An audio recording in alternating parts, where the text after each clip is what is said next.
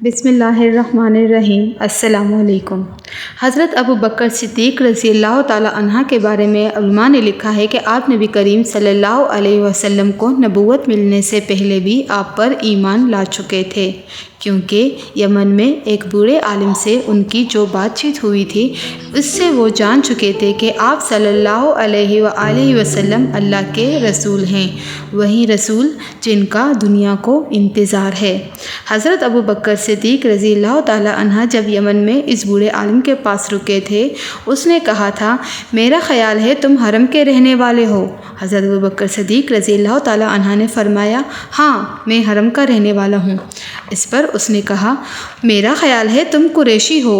آپ نے جواب دیا، ہاں میں قریشی ہوں۔ پھر اس نے کہا، میرا خیال ہے تم یتیمی خاندان سے ہو۔ آپ نے جواب دیا، ہاں میں خاندان یتیمی سے ہوں۔ پھر اس نے کہا، اب آپ سے ایک اور سوال پوچھنا چاہتا ہوں۔ حضرت ابو بکر صدیق رضی اللہ تعالی عنہ نے پوچھا، اور وہ سوال کیا ہے؟ اس نے کہا، اپنا پیٹ کھول کر دکھاؤ۔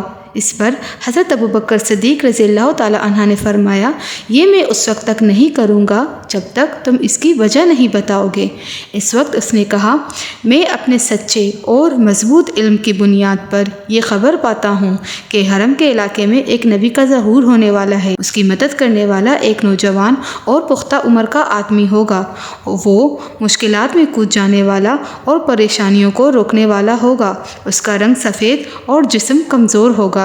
اس کے پیٹ پر ایک بالدار نشان ہوگا اور اس کی بائیں ران پر بھی ایک علامت ہوگی۔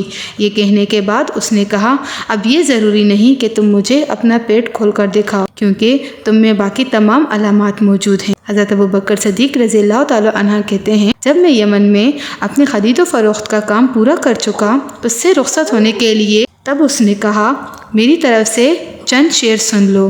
یہ شعر میں نے اس نبی صلی اللہ علیہ وآلہ وسلم کی شان میں کہے ہیں۔ میں نے کہا، سناؤ۔ اس نے وہ شعر سنائے۔ پھر میں مکہ مکرمہ واپس پہنچا تو ان حضرت صلی اللہ علیہ وآلہ وسلم نبوت کا اعلان کر چکے تھے۔ فوراً ہی میرے پاس قریش کے بڑے سردار عقبہ بن ابو معیط، ابو جہل اور ابو البختری وغیرہ آئے اور کہنے لگے، اے ابو بکر، طالب کے یتیم بھتیجے نے یہ دعویٰ کیا ہے کہ وہ نبی ہے۔ اگر آپ کا انتظار نہ ہوتا تو ہم اس معاملے میں صبر نہ کرتے۔ اب آپ آ گئے ہیں، اس لیے اس سے نمٹنا آپ کا کام ہے۔ یہ بات انہوں نے اس لیے کہی تھی کہ ان حضرت صلی اللہ علیہ وآلہ وسلم کے گھر پہنچ گیا۔ دروازے پر دستک تو آپ صلی اللہ علیہ وآلہ وسلم باہر تشریف لائے۔ آپ نے مجھے دیکھ کر فرمایا، اے ابو بکر، میں تمہاری اور تمام انسانوں کی طرف سے اللہ کا رسول بنا کر بھیجا گیا ہوں، اس لیے تم اللہ تعالیٰ پر اور اس کے رسول پر ایمان لے آؤ۔ میں نے عرض کیا، کیا آپ کے پاس اس کا ثبوت ہے؟ ان حضرت صلی اللہ علیہ وآلہ وسلم نے فرمایا، اس بوڑھے عالم کے وہ شعر جو اس نے تمہیں سنائے تھے۔ میں نے حیران ہو کر عرض کیا، میرے دوست، آپ کو ان اشعار کے بارے میں کیسے پتہ چلا؟ آپ صلی اللہ علیہ وآلہ وسلم نے فرمایا، مجھے اس عظیم فرشتے کے ذریعے پتہ چلا جو مجھ سے پہلے بھی تمام نبیوں کے پاس آتا رہا ہے۔ اب میں نے عرض کیا، اپنا ہاتھ لائیے، میں گواہی دیتا ہوں کہ اللہ تعالیٰ کے سوا کوئی معبود نہیں اور آپ اللہ کے رسول ہیں۔ حضرت ابو بکر صدیق رضی اللہ تعالیٰ عنہ فرماتے ہیں، میرے اسلام قبول کرنے سے آپ صلی اللہ علیہ وآلہ وسلم کو بے تحاشا خوشی ہوئی۔ سب لوگوں کے سامنے اپنے ایمان لانے کا اعلان سب سے پہلے حضرت ابو بکر صدیق رضی اللہ تعالیٰ عنہ نے کیا تھا۔ سب سے پہلے ایمان لانے والوں کی ترتیب کچھ اس طرح سے: مردوں میں سب سے پہلے حضرت ابو بکر صدیق رضی اللہ تعالیٰ عنہ، حضرت علی رضی اللہ تعالیٰ عنہ ایمان لائے۔ عورتوں میں حضرت خدیجہ رضی اللہ تعالیٰ عنہ سب سے پہلے ایمان لائیں، اور غلاموں میں سب سے پہلے حضرت زید بن حارثہ ایمان لائے۔ وہ اس وقت تک بالغ نہیں ہوئے تھے۔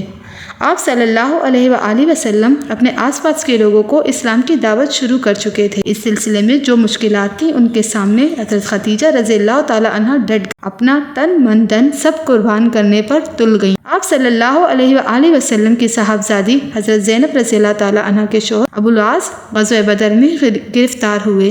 یہ اس وقت کی بات ہے جب مشرکوں سے نکاح نہ کرنے کا حکم نازل نہیں ہوا تھا۔ حضرت زینب رضی اللہ تعالیٰ عنہ کی شادی ابو العاص سے ہو چکی تھی۔ دوسرے قیدیوں کی طرح ان سے بھی کہا گیا، آپ بھی فدیے کی رقم ادا کریں تاکہ آپ کو رہا کیا جا سکے۔ انہوں نے حضرت زینب رضی اللہ تعالیٰ عنہ کو پیغام بھیجا کہ ان کی آزادی کے لیے فدیے کی رقم بھیج دیں۔ حضرت زینب رضی اللہ تعالیٰ عنہ کو پیغام ملا تو آپ پریشان ہو گئی، کیونکہ اس وقت آپ رضی اللہ تعالیٰ عنہ کے پاس کوئی رقم نہیں تھی۔ البتہ شادی کے موقع پر